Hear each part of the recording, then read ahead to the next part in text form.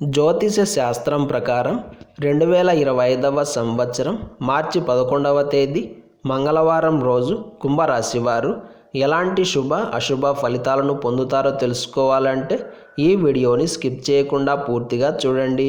అలాగే తప్పకుండా మా ఛానల్ని సబ్స్క్రైబ్ చేసుకోండి. ఈ మార్చి 11వ తేదీ మంగళవారం రోజు కుంభరాశి వారికి కెరియర్ పరంగా చాలా బాగుంటుంది. అంటే వృత్తిరీత్యా చూసుకున్న, ఉద్యోగ మరియు వ్యాపారాల పరంగా చూసుకున్న చక్కటి మేలు కలుగుతుంది. అందుకే పెట్టుబడులు పెట్టడానికి, ఇంటర్వ్యూలకు వెళ్ళడానికి, ఉద్యోగ మార్పులకు, భద్రతను పెంచుకోవడానికి చేసే ప్రయత్నాలకు, ఆదాయ మార్గాలను పెంచుకోవడానికి ఇలా అన్నింటికీ కాలం అనుకూలంగా ఉంటుంది. ముఖ్యంగా జాబ్ లేని నిరుద్యోగులకు టైం చాలా బాగుంది. మీరు చిన్నపాటి ప్రయత్నం చేసినా చాలు, నక్కతోక తొక్కారేమో అన్న విధంగా మంచి ఉద్యోగం వచ్చినా ఆశ్చర్యపోవాల్సిన పనేమీ లేదు.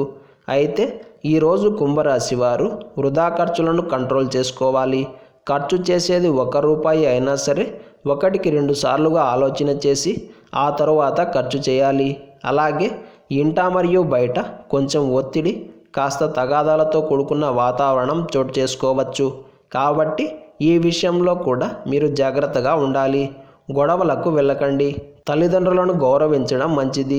పెద్దల యొక్క ఆశీర్వాదం తీసుకోవడం వలన ఈరోజు మీకు ముఖ్యమైన పనుల్లో తప్పకుండా విజయం ప్రాప్తిస్తుంది. ఒక్క మాటలో చెప్పాలంటే ఏవో చిన్న చిన్న ఇబ్బందులు చోటు చేసుకుంటాయే తప్ప పెద్దవైన కష్టనష్టాలు అయితే ఏమీ ఉండవు. విద్యార్థుల్లో శ్రద్ధ బాగా పెరుగుతుంది. మొత్తం మీద కుంభరాశి వారికి ఈ రోజంతా దాదాపుగా సానుకూలంగానే సాగుతుంది. అయితే కొన్ని ముఖ్యమైన అంశాల్లో జాగ్రత్తగా ఉండడం, దైవబలం కలిగి ఉండడం అనేది చాలా అవసరం అవుతాయి. ఈ మంగళవారం రోజు ఉదయం తప్పకుండా ఆలయ దర్శనం చేసుకున్న తరువాతనే దినచర్యను ప్రారంభం చేయండి. ఈ మంగళవారం రోజు కుంభరాశి వారు వంకాయ రంగు దుస్తులను ధరించకండి. కనకదార స్తోత్రాన్ని పారాయణం చేయండి. ఈ మంగళవారం రోజు పునర్వసు నక్షత్రం వచ్చింది కాబట్టి మనమంతా విశేషంగా దేవి ఖడ్గమాలను పారాయణం చేయాలి.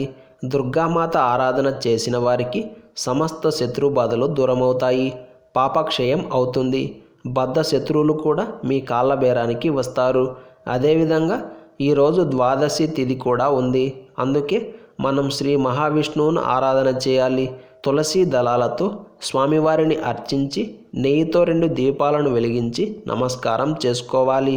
ఇలా చేయడం వలన విష్ణువు యొక్క అనుగ్రహం కలిగి జీవితంలో ఐశ్వర్యం, ఆరోగ్యం మరియు ఆనందం ప్రాప్తిస్తాయి. శత్రువుల నుండి హాని కలిగే సూచనలు ఉన్న, శత్రుభయం అధికంగా ఉన్న, లేదా మన చుట్టూ ఉన్నవాళ్ళు ఎలాంటి వారు అన్నది సరిగ్గా తెలియకపోయినా ఈ పరిహారాన్ని అప్పుడప్పుడు పాటిస్తూ ఉండండి. దీనివలన తెలియని వ్యక్తుల వలన కలిగే హాని నుండి, అలాగే బద్ధ శత్రువుల వలన కలిగే ప్రమాదాల నుండి విముక్తి లభిస్తుంది.